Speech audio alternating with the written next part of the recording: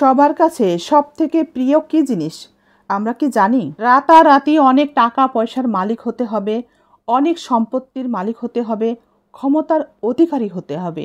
তাই আমরা অনেকেই আজ বেহুশ। যে ব্যক্তিটি ন্যায়ের সাথে ছিল তার অবস্থার পরিবর্তন না হলেও সে আজও তেমনই আছে।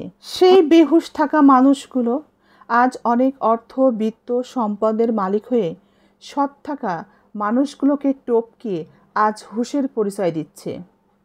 ২৫০০ বছর আগে সক্রেটিস বলেছিলেন, এমন এক সময় আসবে যখন জ্ঞানীরা জ্ঞানী হওয়ার কারণে অনুশোচনা করবে, আর মূর্খরা মূর্খতার জন্য গর্ব করবে এবং রাজনীতিবিদরা তাদের দুর্নীতির জন্য উল্লাস করবে।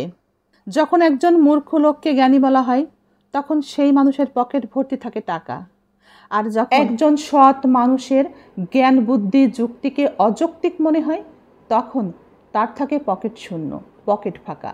অল্প বয়সে স্বল্প জ্ঞানে যদি টাকা দেয় ধরা, তবে সৎ মানুষের কী বা প্রয়োজন আছে?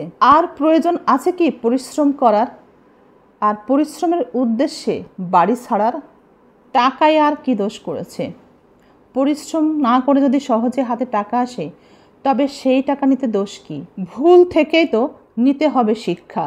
এই হচ্ছে আমাদের আজকের চিন্তা ভাবনা। জীবনে টাকা দিয়ে সব কিছু না হলেও জীবনে টাকার গুরুত্ব কিন্তু অনেক। আমাদের সমাজে কিছু মানুষ আছে, তারা আবেগ দিয়ে বলে টাকা দিয়ে আর কি হবে, কিন্তু খোঁজ নিয়ে গিয়ে দেখেন তারাই হচ্ছে অনেক টাকার মালিক, তাদের কাছেই অনেক টাকা আছে। আর আমরা যারা তাদের কথাগুলো কি শুনি এবং হজম করি, মাসের শুরু এবং মাসের শেষেও পকেট শূন্যই ঘুরি, আর সততাকে আঁকড়ে ধরে আল্লাহর উপরে ভরসা রেখেই বাঁচার জন্যেই লড়ি।